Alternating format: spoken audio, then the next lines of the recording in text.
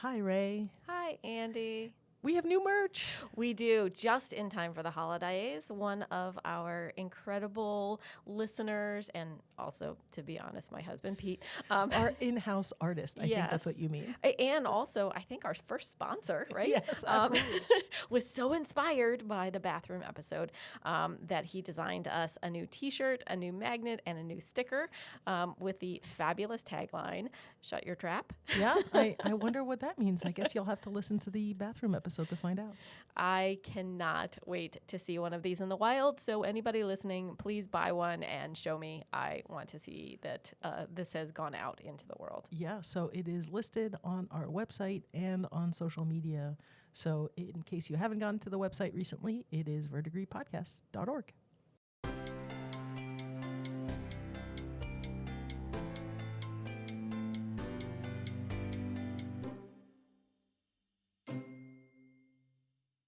Hi, Rae. Hi, Andy. It's the holidays. This is my favorite episode. I'm so excited to share things with you. I'm super excited as well. The biggest challenge has been to not talk to you about it as I've been trying to get my list in order. And I know this is very silly, but my new holiday socks arrived yesterday. And I'm wearing them right now. That's so excellent. I love that. Yeah, that's how I know it's the holiday season. Is I got new socks. The thing that as a child you're like, ugh, new socks, and as an adult you're like, ooh, new socks. That is so true. So I'm super excited to share these buildings with you, and structures and sites and districts and objects. And for our listeners, in case you haven't heard this episode before, this is our second time doing this, so it is now officially a tradition. Hooray!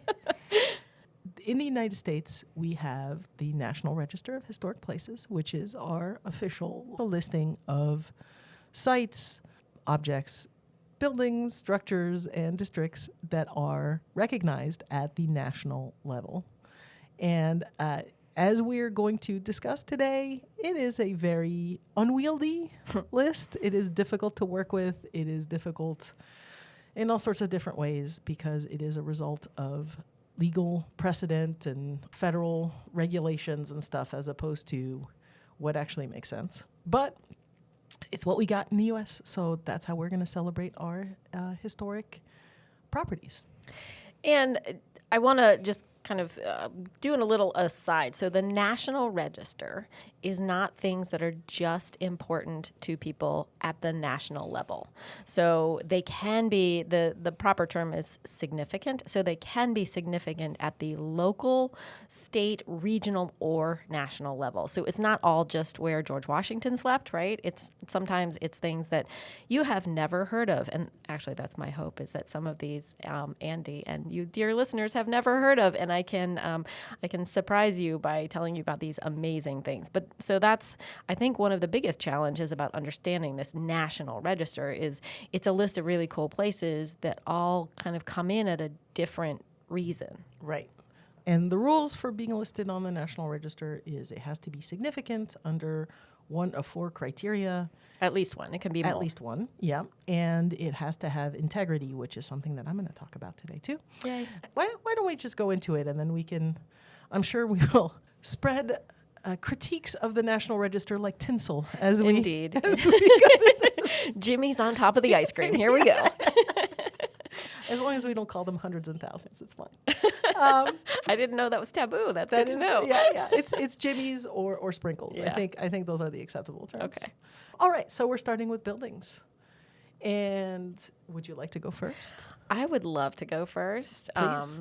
This is a building that you are likely familiar with, Andy, but in case you are not, I decided to wear something to remind you of what it is. I was wondering about this incredible sweatshirt you have on, and I didn't say anything, but I wanted to. Yeah, so I actually snuck it in. Andy and I ride up to work together, and I snuck it in the car because I didn't want to do the big reveal too early.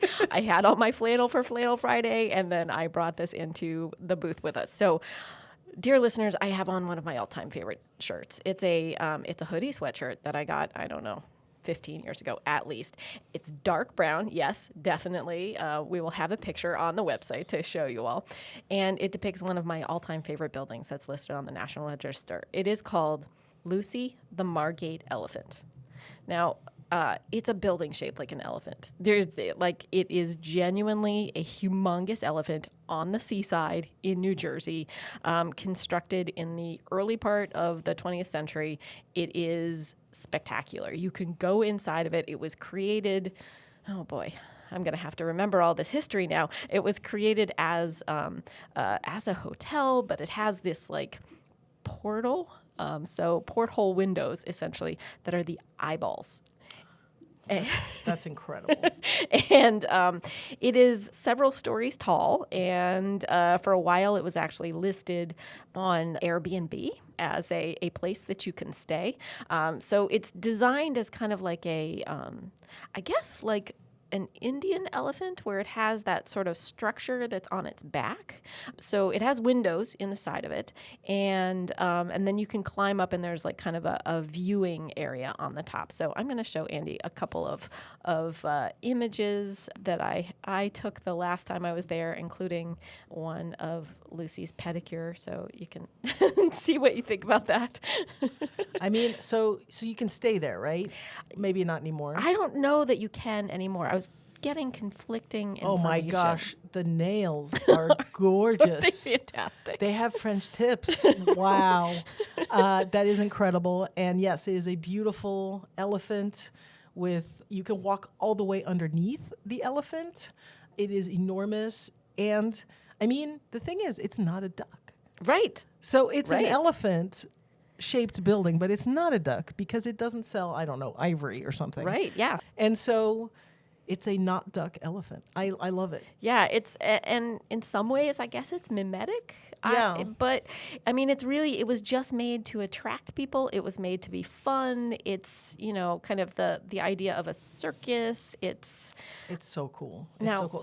So it's on the beach, you said? It's on the beach. It's on the seashore. And when I was trying to look for information about it, I think the best part that I found is that it was actually documented.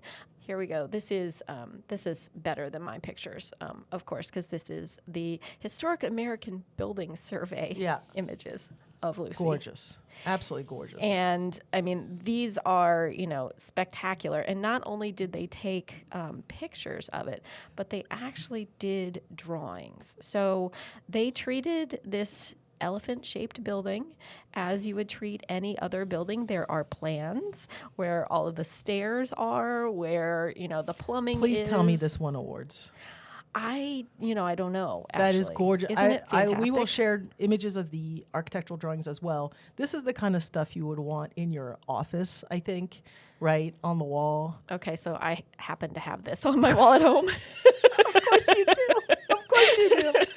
Of course. Yeah. Because it's amazing. Because it is amazing. Wow. I am completely in love. And I love that the drawing actually really emphasizes the feet of Lucy, just like you would for a column, right? Yeah. It's just the same thing, just really focusing on those details. That is absolutely gorgeous. Wow. So you're going to You have family to New Jersey, in New Jersey. yes, but not on the shore. Right. So we do go to the shore sometimes. Okay. And I do love the kitsch of Yeah. the shore, but this is just another place we're going to have to add to the list. I was going to say, I think you have to add this Yeah. to the list. This is literally one of my all-time favorite places. It's near Atlantic City, just south, Okay. I think, of Atlantic City, so pretty far north. Well, so I struggled for my building because I wanted to do something. So we have rules, right, for Yes. this Yeah. that I don't know if you're going to be able to, follow them for much longer. I think 2 years is already pretty hard, right? So we said they have to be listed on the National Register as the item that they are. We added the rule that they're all in a different state, Yeah. which is really hard. That is hard. I had trouble with it. And so, and the third rule, of course, is we have to have been there in person. Yeah. Not just, want to go. And I mean, I've seen plenty of places, of course, but like you know all those places. So you definitely know this place, and I'm pretty sure you've been there as well. That's okay. But I chose it because it is one of my first architectural loves, like Okay. way before I knew I wanted to be in preservation. Yes. So this is the Bradbury Building. Which is gorgeous. In Los Angeles. It is a Renaissance revival building. It is on the outside, it's really beautiful. It's got the heavy arch and it's got terracotta and it's red, it's beautiful, whatever. But it's really the inside of the building. Yeah. That is the thing that people wax poetic about. Which, of course, they should. So I will say, listeners, that before I ever knew this term, it just kind of epitomizes steampunk, right? Like Yes. it is like the past and the future have completely collided. You have stepped through a wormhole to another dimension. So the interior of this building, all of the spaces that are occupied are around a big central light-filled corridor, and there's this huge skylight. So light is pouring down in, and then it has all of these cast iron, like deeply detailed, like all kinds of ornament, railings, and then two kind of open elevators. It's so spectacular. It looks really cool. Apparently, this atrium is called the Birdcage, I which could see makes why. a lot of Yeah, sense. yeah. And the first time I saw this was in the movie Blade Runner. Oh yeah. Because Sebastian lives inside the Bradbury in that movie, and so if you've seen that movie, which by the way we could have a whole episode just Yes. about that movie, I which need is to see that again, actually. probably the best architectural movie of all time. I'm just gonna say that. But anyway, I saw that building again as a teenager, really really young, and was like, oh my god, this aesthetic, like this is it. Like I freaking love this. And so when we went to LA a couple of years ago, we went to the Bradbury Building, and actually we went there the first time and it was closed. And sometimes I'm like, it's okay. I won't drag my family again to go see this thing. And this time I was like, no, the outside of the building's great, whatever. But it's the inside. We're coming back. And so I did. I came back a few days later just to take pictures of the inside, and it lived up to everything. Like, you would think it would be less impressive somehow. No. I have a similar experience. So I think this building, when you said you've probably been there, it was honestly probably the first thing I wanted to see when I was in LA. So the very first time I visited LA, I think it was 1998, and it was like one of my very first trips as a young professional, like business trip, right? And I was very proud of myself. I had like a company card and everything. Anyway, so I was going to LA to a conference, and I wanted to see the Bradbury Building, and the same thing where I went there, and they're like, no, I'm sorry, it's closed. We're filming something. And I was like, oh my God, you've got to tell me when I can come back. And they must be used to that because they were like, oh yeah, here's the schedule. So I planned around when they were no longer closing everything off because I had to see the inside. Of course, you have to. Yeah. That's how you know, like, are you an architectural nerd? You're going to come back so that you can see the inside of the Bradbury. All right. Well, so anyway, that's one of my first architectural loves. I love that. And I guess we can segue straight into sites. Sure. And I can go first this time. Great. I'm going to be completely honest with you. I really struggled with this one. Yeah. So this is where we can start complaining. Share gifts, complain. All we need is food and nog, and we're that's good. holidays. So the issue with the National Register is things are listed as one of those 5 items, right? Building, site, structure, object, or district. And the thing is, a lot of these things have an enormous amount of overlap. Now, theoretically, building and structure, that one's pretty obvious because a building is for human occupancy and a structure isn't. So if it's a barn, it's a structure. If it's a house, it's a building. If it's an office building, it's a building. It's in the name. If it's a bridge, it's a structure. Okay, easy enough. But then with the other terms, it gets really squishy. That's right? a technical term. Yeah, it's a very technical term, right? So is it a site or is it a district? Or, hey, you have a particular building that you like, but it's listed, but it's listed as part of a district. It's not listed on its own. Things like that. And so I kept butting up against that in trying to find these presents.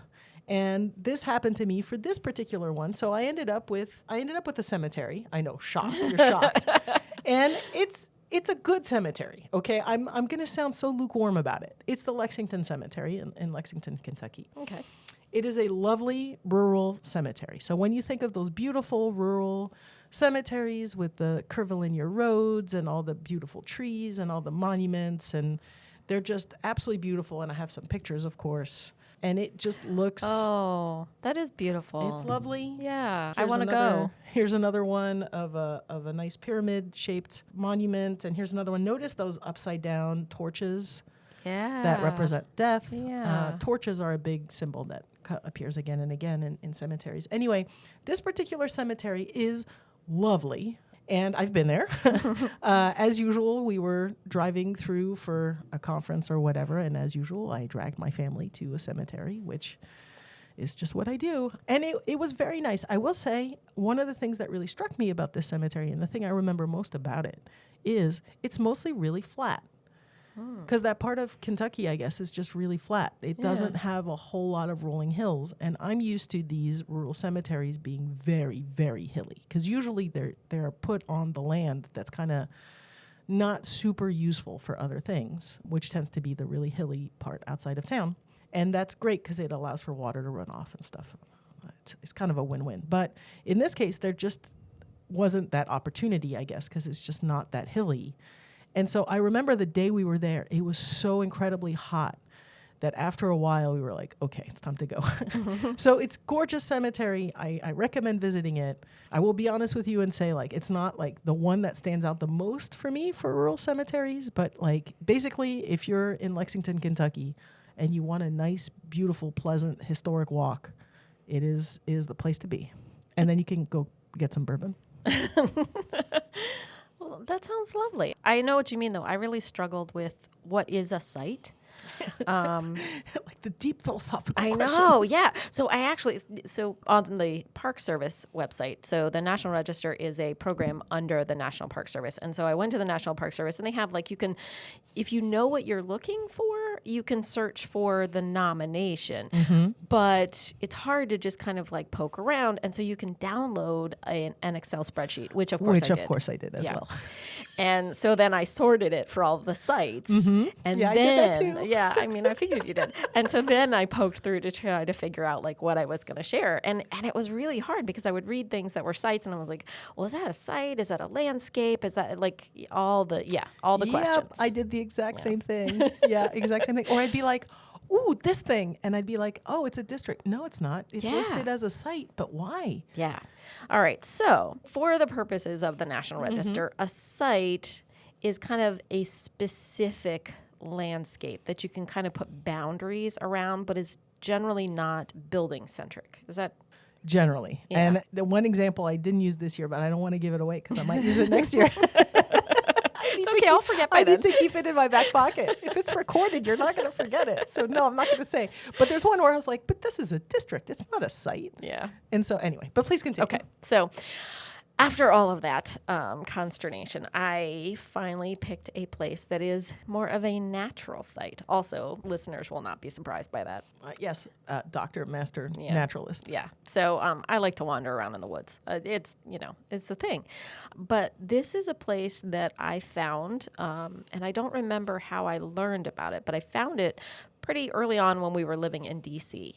And I read all about it, and it has an ideal time to visit. So Pete and I visited in July when it is like just disgustingly hot. Like you just drip thinking about going outside, right? I guess both of our sites are just, oh, it's too hot. But that's the time you have to go to the site because the site is called Kenilworth Aquatic Gardens. And it is now owned by the National Park Service. And basically what it was is I think it's in southeast D.C., off of Kenilworth Avenue. There's this large, for the city, large plot of land that this man owned, and it's very close to the river. So he dug kind of trenches into the ground, and then basically he made an artificial lotus garden. So lotus are water plants. And, like if you've walked past a yoga studio, you've seen the lotus, right? Like it's this gorgeous, deep pink flower, and it has all of these petals. And then in the center, there's like a big seed pod. Well, until I went to this place, I had no idea of the scale of them. They're big, right? They're They big? are enormous. They are taller than I am. Okay, Oh, wait. I am not that tall. Wow. But they are bigger than I am. So the way that they kind of create it, you walk on these like sort of slightly rounded grass paths in between these channels of water, and it's like being in a fairy tale book because Cool. you have these flowers that are kind of like almost over your head and these leaves that are like 2 feet in diameter. I mean, they're just absolutely enormous. So I'm going to show you pictures and they're not going to do it justice. I will just say that. But when was this built? Made? Assembled? yeah. Dug? I don't know. In the end of the 19th, early 20th century. Early 20th century, Yeah. okay. Yeah. So these are some of the lotus in full bloom. Listeners, And the flowers are just beautiful pink flowers with the yellow in the middle, and they're just gorgeous. And, they're exactly what I thought they were. It was just the scale of everything overwhelmed me. So this kind of gives you a sense of the scale. So that in the front is a dragonfly, and that is a single leaf. Wow. Yeah. So the dragonflies are pretty big to start with, and the leaf is just giant over the dragonfly. Looks super cool. And then here's one that I struggled to find one with a person in it. This is a picture of my mom when we went one time. And so she's sketching. She's drawing, yeah. And you can see like how it's just this vast sort of stretch of them. And they're just huge. They look like they're at least 4.5, maybe 5 feet tall. Yes. I mean, they're Yep. just, absolutely huge. Yeah. And it's just such a magical place. And I find, like, I went to the website and I was like, oh, maybe the website will explain it better than I can. And I'll be honest, nope.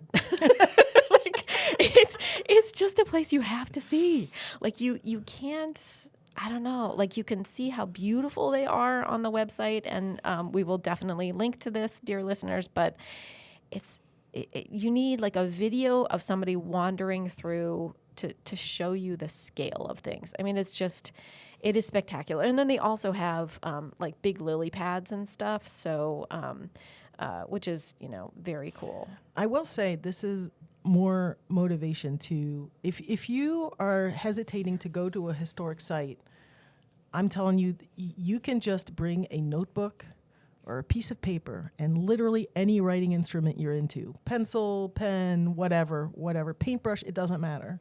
And you can just sit there or stand there and just draw.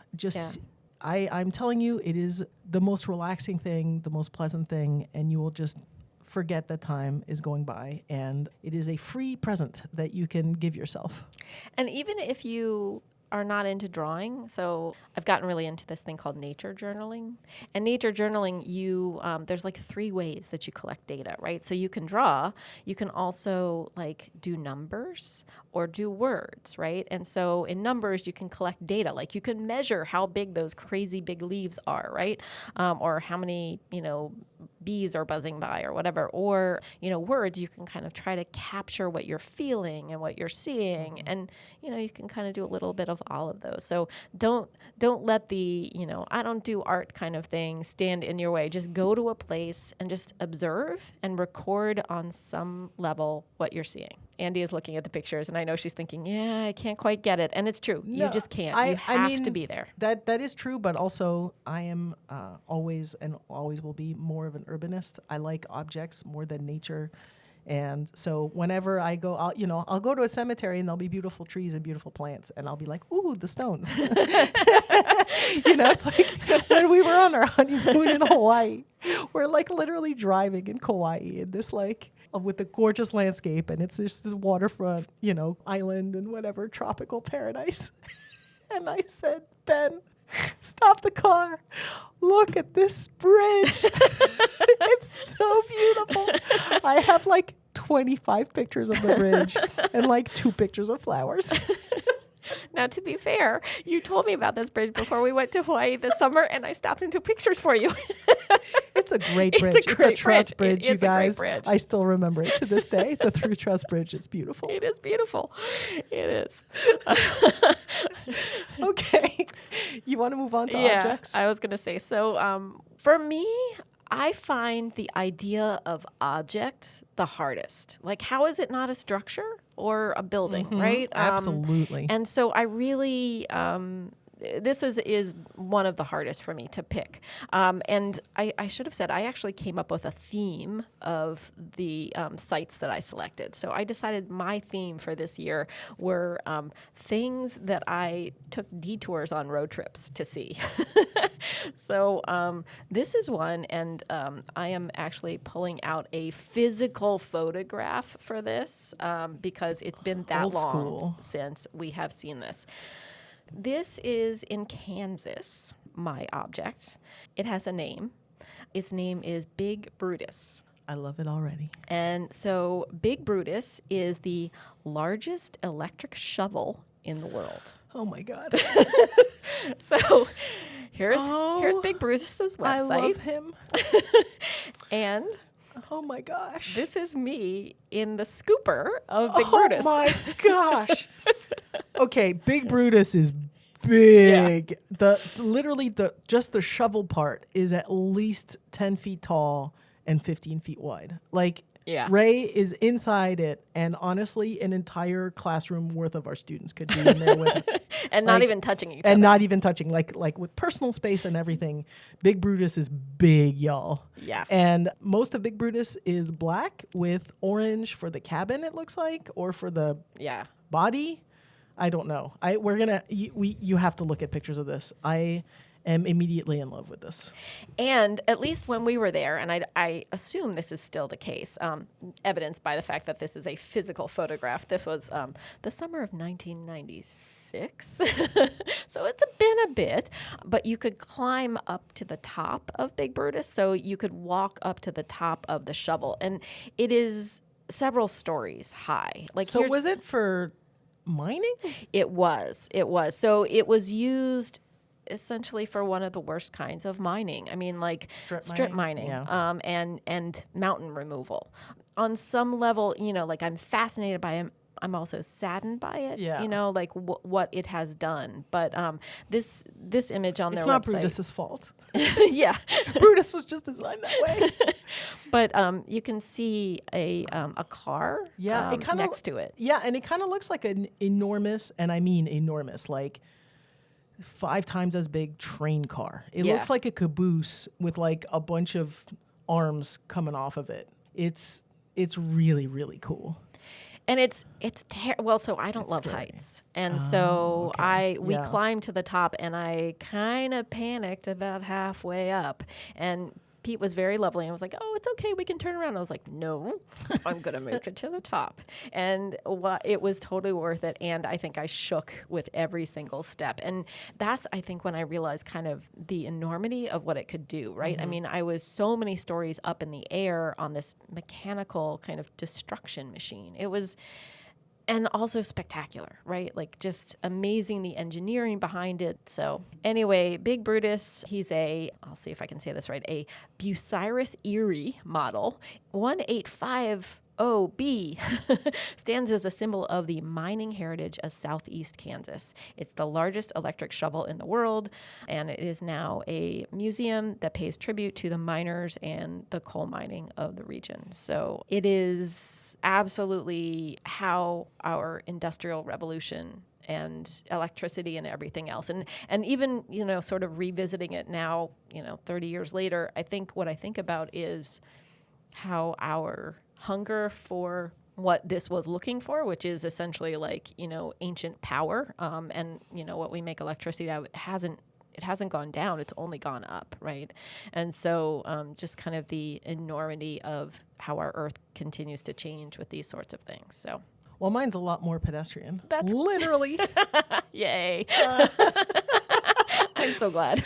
Mine is pedestrian and urban. It's like the opposite, right? Yours is a Kansas giant machine of giantness, and mine is literally street clocks. Oh, that's awesome. So my object is actually objects plural because they are listed as a group of 5. Oh, okay. And they are the New York street clocks. Oh, So there used to be street clocks all over New York City. freestanding cast iron street clocks. And those were really important, especially in the turn of the 20th century, late 19th, early 20th century, when people started using a lot of trains, right, to get around, which of course work on a schedule. But people at the time still did not all have a watch to know the time. And so they needed these public clocks, and they just kind of proliferated all over New York. And for a while, there were apparently up to 1,000 of them.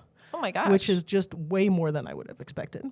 But, and honestly, that number might be wrong. I have no idea. Point is, there are only like 5 left. The thing is, it's one of those things that maybe you don't really notice, except when you remember. And so this is the one that I actually saw a lot. Ooh, that's it is beautiful. A cast iron clock. It's in front of the Sherry Netherland Hotel, which is on 59th Street and 5th Avenue. It's on 5th Avenue at 59th Street, between 59th and 60th. And the thing is, that's where I got off the bus every day. And so I would look at this clock all the time to figure out what time it was. I mean, I did, of course, by the 90s, have an actual watch. Okay, it was the 1990s, not the 1890s. But it was just a really convenient clock. And so then I tried to find the other ones. And it turns out I had seen them before. So here's another one. This one is also on 5th Avenue, but it is on 5th Avenue at 23rd Street, so just at the top of Union Square. I've definitely seen that one before a bunch. That one is painted a beautiful bronze color. There's another one at 5th Avenue at 44th Street, which is also really nice. I have seen that one before, but I don't really hang out in that neighborhood. And there's 2 others that are kind of interesting. This one is particularly cool.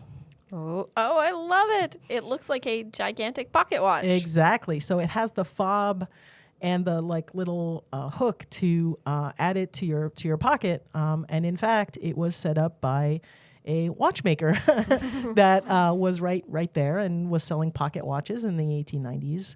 And so it's been sitting there on the corner. It's on 3rd Avenue, uptown by 85th Street. And then, okay, but this is where I got really kind of confused and annoyed. And so this is going back to complaining again. Yay. So number one is this collection also includes this clock, which is great. It's a fine clock, except it's in Jamaica, Queens. And the rest of the clocks are all in Manhattan on 5th Avenue or 3rd Avenue. And I'm like, okay, but it's literally an island away. It's far. It's not anywhere close to these. And I understand that they decided to group them all, but it feels lazy. And then there was another one at 3rd Avenue that I looked for online because I was like, well, what's going on? Why can't I find it? And after about an hour of looking, I realized, it's because it's been removed. It's gone. Oh. So it was listed with the others, and it's just not there anymore. And this is where I get so frustrated with the National Register because, dear listeners, one of the big challenges, the biggest challenge was not talking to Rae about things. Okay, let's be honest.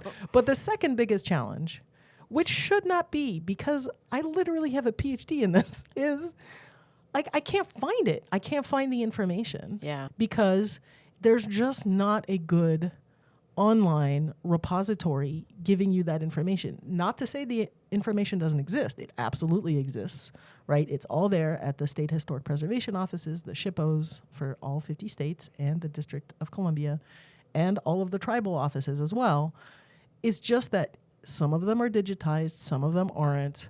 Some of them are listed with all sorts of details. Some of them aren't. And so you kind of have no idea, and you just have to keep digging. And on the one hand, that's not a huge deal. And it certainly gives you a great sense of discovery. But on the other hand, this is our national listing. Shouldn't we know what's in our national listing? I don't know. Yeah, and shouldn't we have invested in new technology as it comes up? And this is, boy. I mean, this is to say, I know that people who work at the National Register would love to have that, but they, the ones that are digitized are because they've been requested or because a particular state has actually put the resources to it. But instead of as a country saying, if we've created this list and it's important to us, let's make it more accessible and more useful, we're not investing in it, right? And to be clear, this is absolutely not the National Park Service's fault. Or the SHPOs, honestly. I mean, all the people that I know who work in those various offices, they're doing their absolute darndest, their absolute best.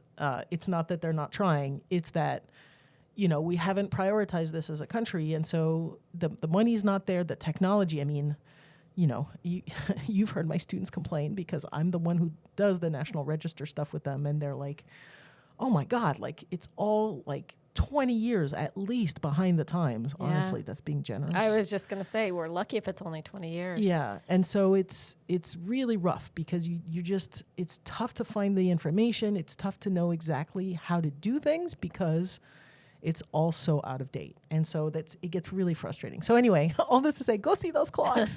They're beautiful clocks, but don't look for that random one on 3rd Avenue that's not there anymore because it's not there anymore. And it's really hard to find that information. Yeah, and that's one of the things also about the National Register that people don't realize is unless it's protected by other things. So the National Register itself isn't a protection tool. And so you can still take it down a clock, even though it was listed. You can still take it down a building. You can still change it. It has to have other more local protections put on it if it's actually going to stick around. Right. Being listed on the National Register because it's only honorific, it just means that sometimes you'll have a building or structure that you think, oh yeah, this 100% should be listed, and it's not. And you're like, okay, but why? And now we'll do that at the end. We'll have a little bonus at the end. Okay, but now we're going to switch to districts. Districts, yes. I guess it's still my turn. Yeah. So this is another one where I was foiled by the National Register. Not really, I'm exaggerating. But there was a building I really liked, and I was like, ooh, I want to talk about that one. And then I realized, okay, but it's not listed individually. It's listed as part of a district. And I did go to the district. I really only focused on that one building, okay? The rest of it, I was just like, whatever. But yeah, so I'm going to talk about that district. And that district is the South Temple Historic District in Salt Lake City. Oh, nice. When I went to Salt Lake City, I will be honest with you and say I didn't really expect much. This sounds terrible, but everything I've heard about Salt Lake City, I was just like, this is not the place for me. The streets are way too wide. It's not a place that revels in the chaos of urbanism. It's a place of order and very top-down control, and that's not generally what I like. I like a little bit more messiness.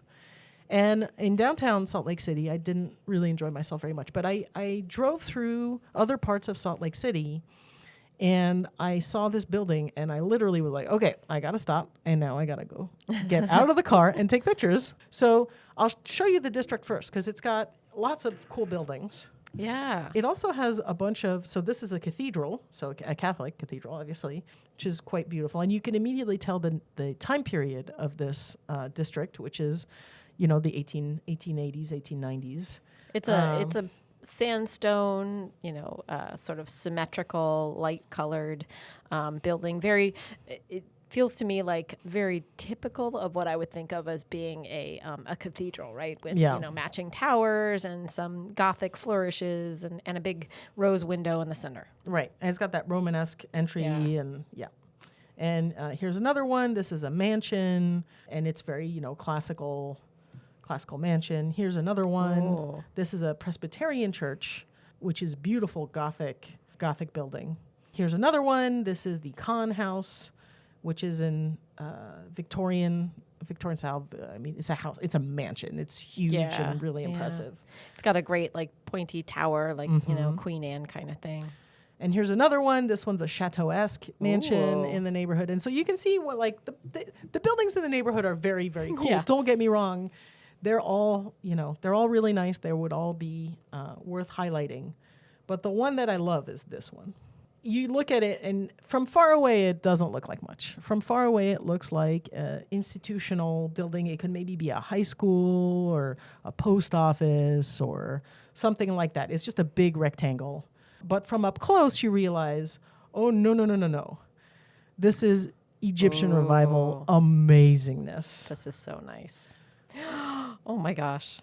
So it has a sculpture of a sphinx, I guess. My Egypt knowledge is very low, but I think that's a sphinx that is sort of guarding the entrance, and it has this carved stone sphere that's black and shiny. It just looks kind of magical.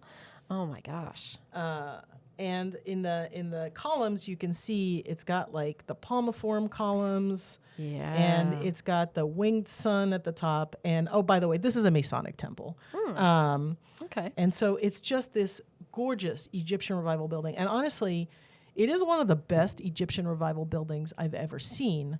And as you know, well, Rae, Egyptian revival buildings are really rare. Yeah. Like, you don't see them very often because it's usually only associated with, honestly, death, right? With memorials. And so you see them in cemeteries, right? Lots of obelisks and pyramids and whatevers.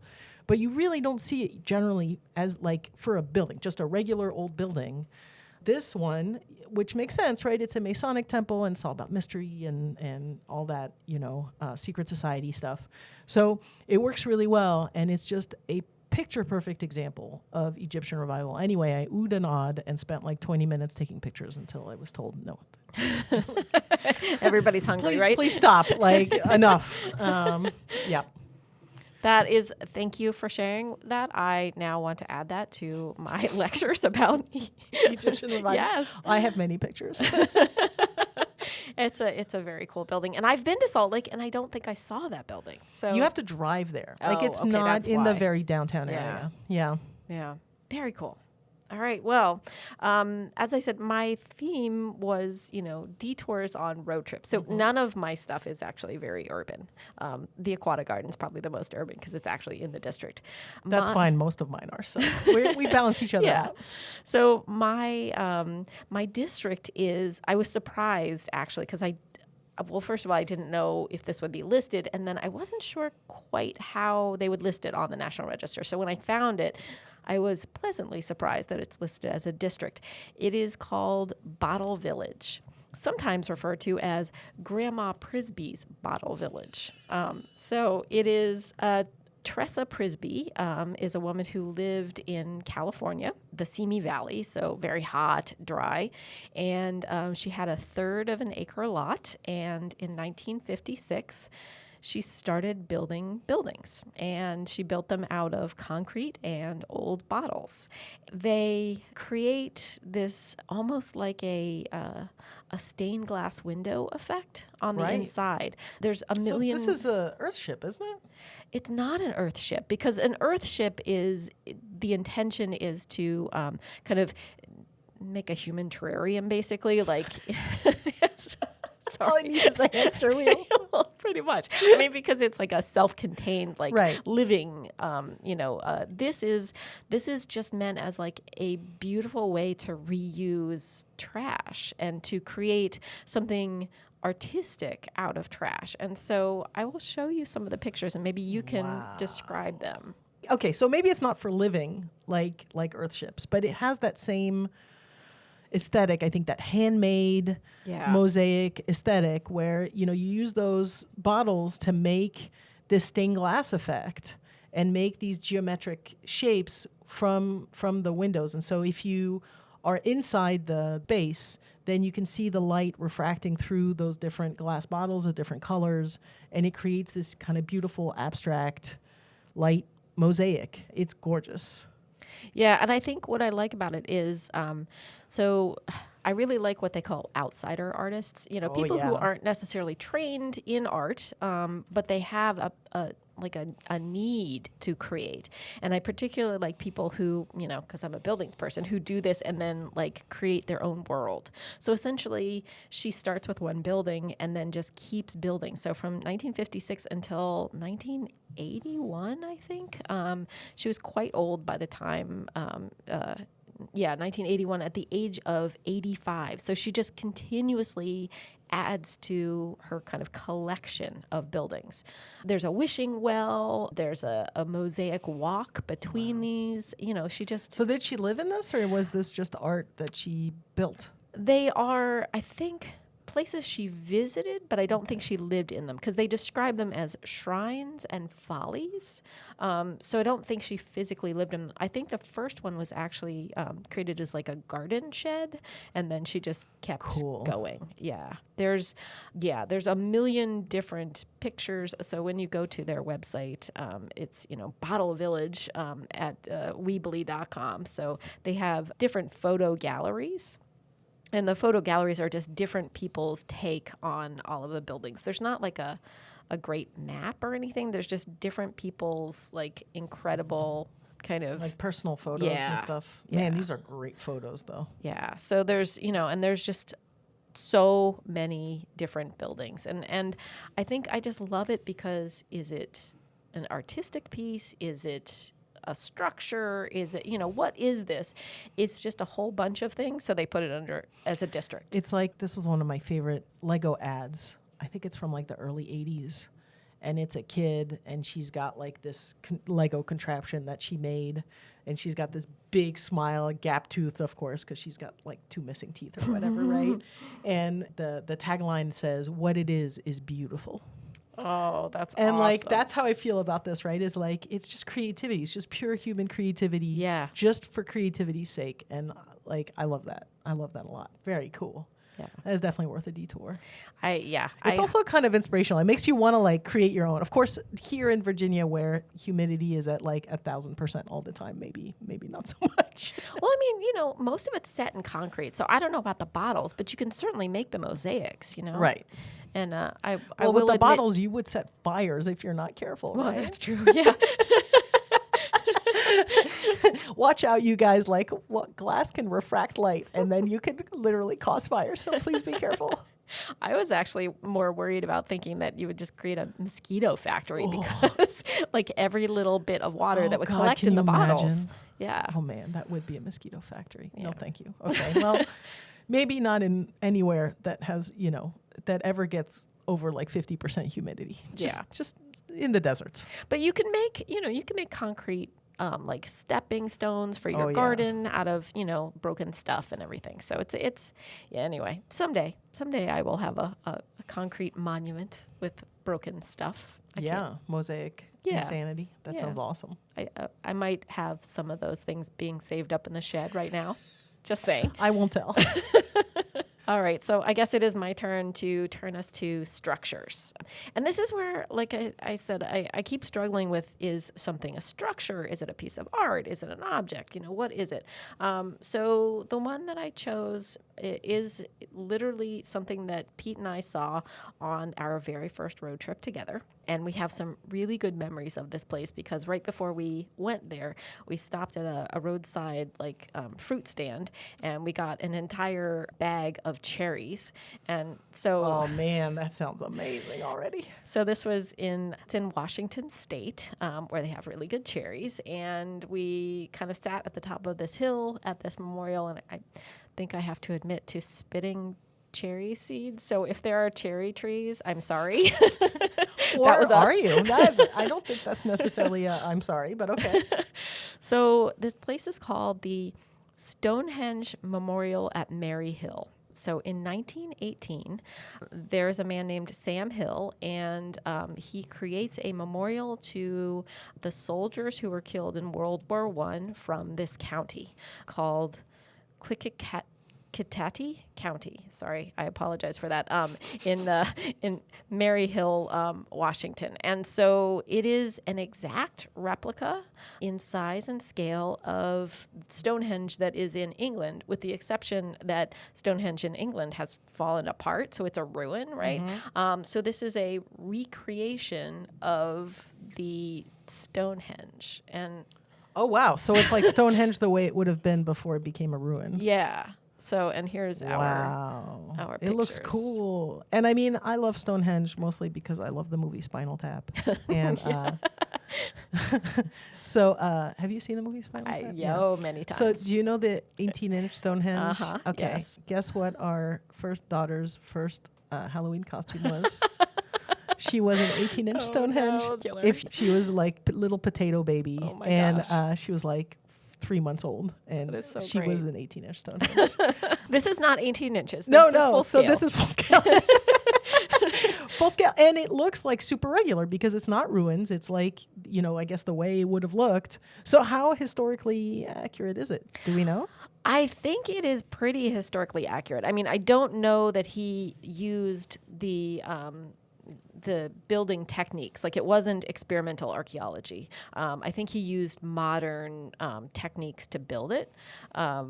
But I just love this idea that he wanted to commemorate, people who died in war in Europe by kind of recreating something that's prehistoric Europe and kind of connecting it to this like sort of larger scale of, because of course Stonehenge is about pagan religion and the stars and the sun and kind of all of those sorts of things. And this is a spectacularly beautiful site that overlooks the Columbia River. So I don't know. I just kind of like this idea that he said, they had it right there, right? They were celebrating the beauty of this place. And so to honor the people who were killed in battle, we're not going to make something that's like has guns and all of those kinds of things, that it's going to be about appreciating what we have. I like that a lot. I like that it's much more celebratory and a lot less just violence. Yeah. So that's really cool. Yeah.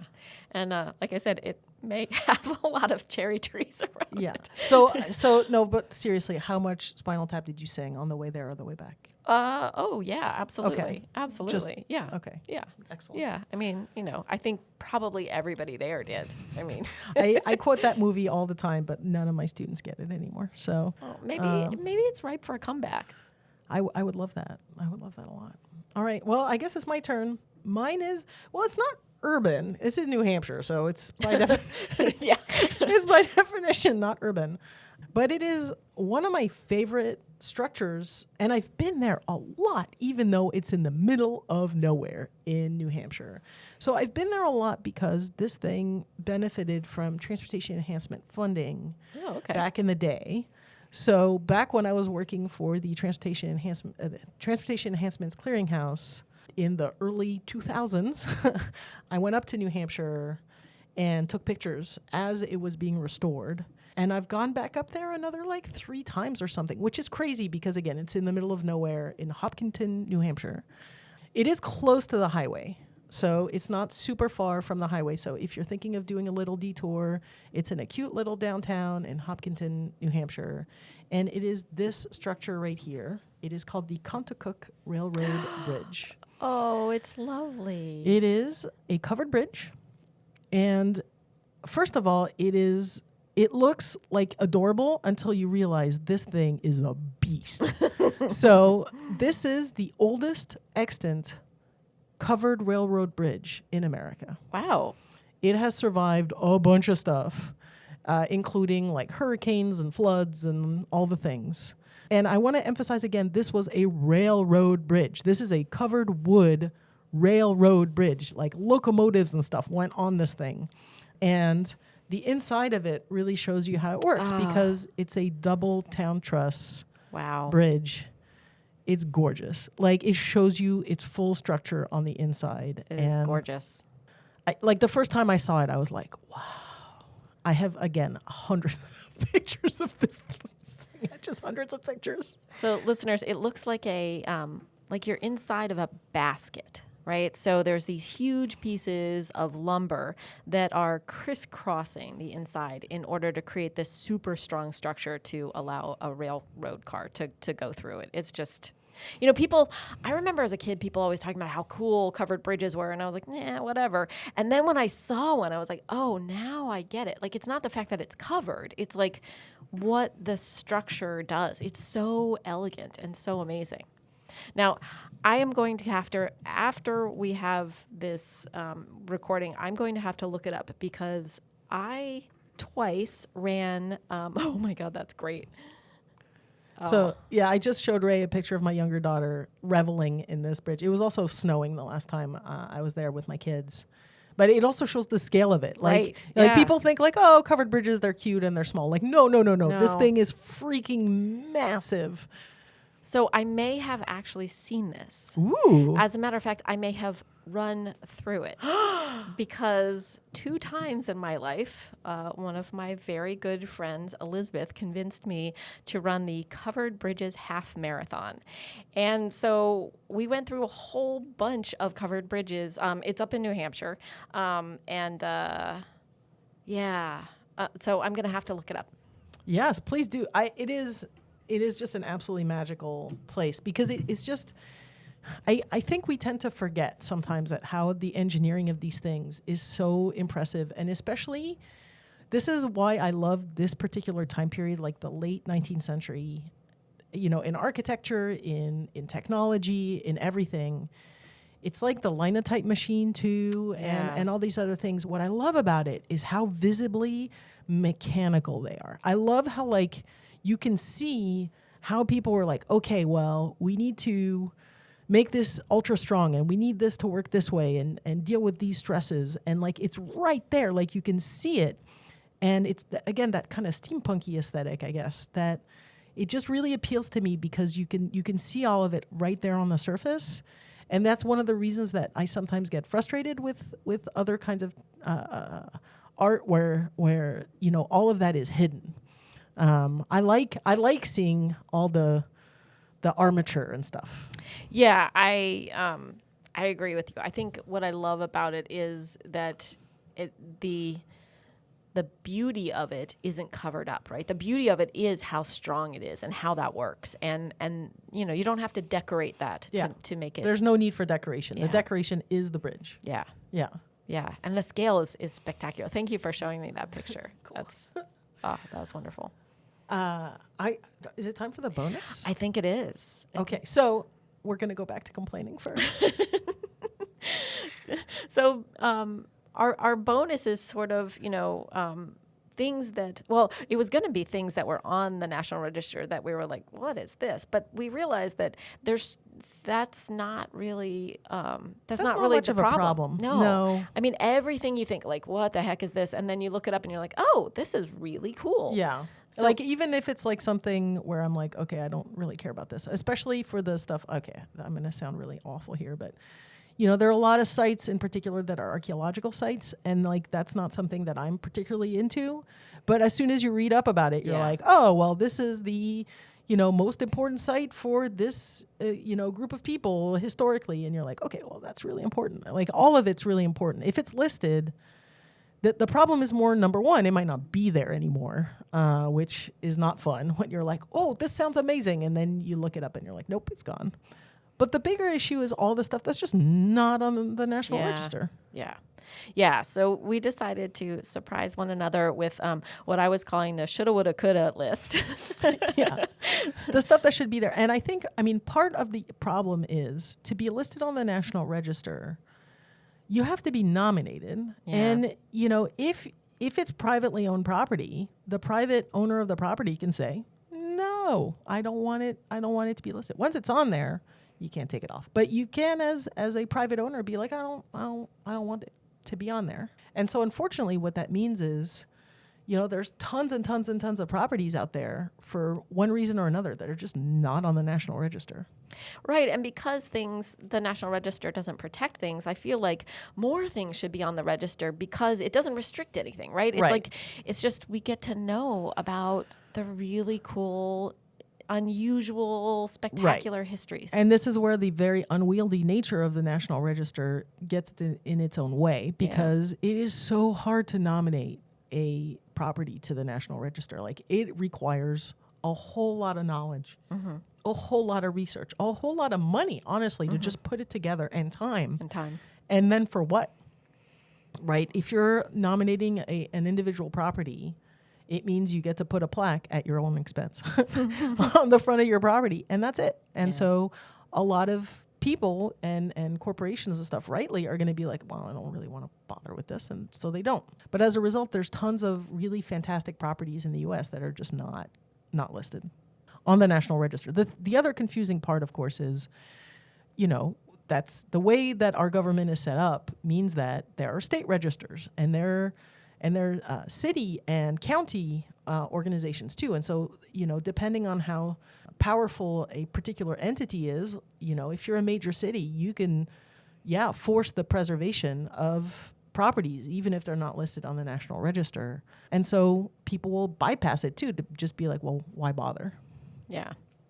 So we're going to share, I had trouble choosing because, of course, I had a bunch. And I had one that I'm still not sure if it's listed or not. Like, AI told me it was listed, but then when I looked on the database that I downloaded, it is not there. So I'm not sure if it's listed or not, but It's a mystery. it is a mystery. But I have 3, so I'll You have 3. I'll try to limit myself. So maybe you should go first. I only brought 1, Okay, so I because you feel have like a self-control. loser dum-dum now. No, because you have self-control. I do not. Oh, yeah. Yeah, sure. That's what I'm known for, is my self-control and my tact. Those are my 2 best qualities. Well, I will show you a structure that is, speaking of mystery, I love, love, love this structure. I actually have many, many pictures of it. And sometimes I use it as the background of my phone. And it is another one of those places that just absolutely sparked my curiosity.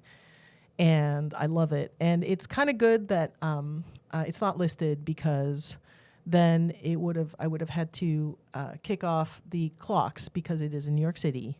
And so it is this structure right here.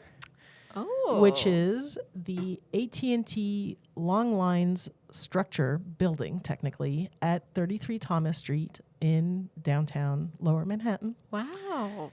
And this is a structure. But the thing is, like, there's a lot of stories and stuff. Like, don't go down that rabbit hole. There's a lot of very... let's say aluminum foil hat people who think that all sorts of shenanigans happen inside the structure, that the NSA is listening to us and all this stuff. I don't know about any of that. What I can tell you is that it is an absolutely faceless, brutalist behemoth in Lower Manhattan. It has no windows, and it's freaking amazing. I love it.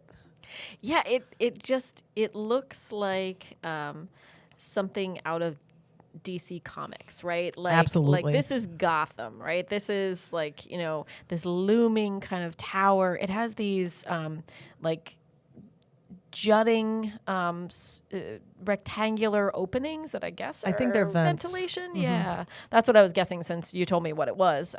But yeah, it's just this like sort of straight, like a weed that grows out of the ground, right? Like it's just grown out of the middle of all of these other buildings. It is amazing, and I can't believe I've never noticed it before. It's like hiding there in plain sight. And when you get close, you're like, but wait, this thing has no windows. Right? It has no windows. It's just this giant concrete behemoth. Yeah. And it's really tall. It's got to be like, I don't know, like 30 stories tall or something. It's massive. And it's just so cool looking. For me, this is what brutalism is, like right here. This is like, this is both the good and bad of brutalism. Like, yes, it's oppressive. Yes, it's kind of scary, but it's metal as hell. It's awesome. I love it. Well, it's concrete as hell, but it does kind of loom. It is like dystopian. Yeah. Again, like I can completely understand why people like really hate this building, but whenever I'm in Lower Manhattan, I want to go and take pictures of it. And I have hundreds of pictures of this building. Again, it's more a structure than a building. But then again, I couldn't tell you one way or another because I don't know what's inside it. Yeah. So yeah, good point. AT&T says it's a structure, but they might be lying. I don't know. All right, I'm gonna. Editing is not my forte. Oh yeah. Oh, there you go. Awesome. Oh, that is gorgeous. Oh, it looks so. Listeners, it is in black and white on Andi's phone, and that makes it even more just like, I don't know, timeless. The black and white quality just kind of makes it. Just the form is so beautiful. And of course, now the way iPhones work, so it's the numbers for time are kind of tucked behind one of the corners, and it's spectacular. So now I get to hear about all 3 of yours. Yeah, I mean, okay, all right, yeah, because I'm not good at editing, so I'm just gonna go fast, right? That's the key. Just keep talking. All right, so the the first one is probably a structure, and it is in Southern California, very, very, very Southern California, like near the Salton Sea, and it's called Salvation Mountain. Look at that. That is some outsider art amazingness right there. That is handmade, for sure. It is very handmade. So I have another picture to show you so you can see actually what it is handmade out of. Yep. So this is an earth ship again. It's made out of bales of hay and cement or concrete or some mix of stuff to kind of hold it all together. And then it's painted with a lot of words about love and Jesus and stuff. And it's just colorful and cool and very, again, very, very handmade. And again, something that you could only do in a dry Yes. environment. Yeah, Because 100%. it would just melt anywhere else. 100%. And it was, a passion project of an individual. And it is partially occupiable. So here's a picture of when we went, I think he was still working on it. So you can see So does this qualify as an earth ship or not? No, an earth ship is completely self-contained. Okay. Yeah, earth ships are self-contained, and they're meant to allow you to live in the desert without any kind of inputs. So like going back to our last episode about bathrooms, all the water that comes in is then used to it's treated and then used to water the plants, which you then eat the lettuce. Okay. And it's a, that's why I say it's a terrarium. I think this is why we need to have an episode on earth ships. Oh, 100%. Okay. Yeah, yeah. All right. Okay. So we'll put that on the Put that back on burner. the list. Okay. Yeah. Good. Yeah. Okay. All right. So that's number one of my three. Now, the second two. So this one is that one is not on the register. This one is also not on the register, and I think should be. It's kind of a theme along with my my Mary Hill site. It's called Carhenge. Oh, I've seen Carhenge. I mean, not in person, but yes. Carhenge is spectacular. It is. Ooh, it's so pretty. Look at these. So it's basically a replica of Stonehenge, but made out of cars that are painted gray. And they describe it as an automobile sculpture. And actually around there, now they have some other sculptures as well. And it's made out of 38 American-made automobiles. And so it's meant to kind of replicate your experience at Carhenge. Now, I've been trying to find, so the story I heard when I went there and read about it, I couldn't confirm, but I know what we had heard in the 90s was that basically this guy got his family together, that they were having a family reunion, and that he didn't want them to just all sit around and eat Jell-O salad and stuff, and so they created this. Sorry, that's my family. So they created this, artwork, this group artwork in the middle of Nebraska. I should have said that, Alliance, Nebraska. So here's kind of a scope of what Alliance, Nebraska looks like. It is as flat as you can imagine. It was in the middle of a cornfield, and then there's just this kind of looming sculpture. It was at first not really loved, I will say, by the neighbors. There was some zoning issues with it. Some, I think, safety NIMBY's gonna issues. NIMBY. Well, I mean, I think, people were concerned about what is the safety of it, etc. But now it is much beloved. As a matter of fact, the first thing that comes up when I Googled Carhenge now is a state senator who says that this is in my district. And so this is his site. Oh, wow. Fabulous. Yeah. Is it old enough to be listed? No, not yet. So that's why it's not there yet, maybe? That's my guess. I mean, it's also, what would it be listed as, right? It's a structure? Is object? Yeah, I don't know. I mean, Site? it's an art, right? It's a piece of art. So it's, yeah.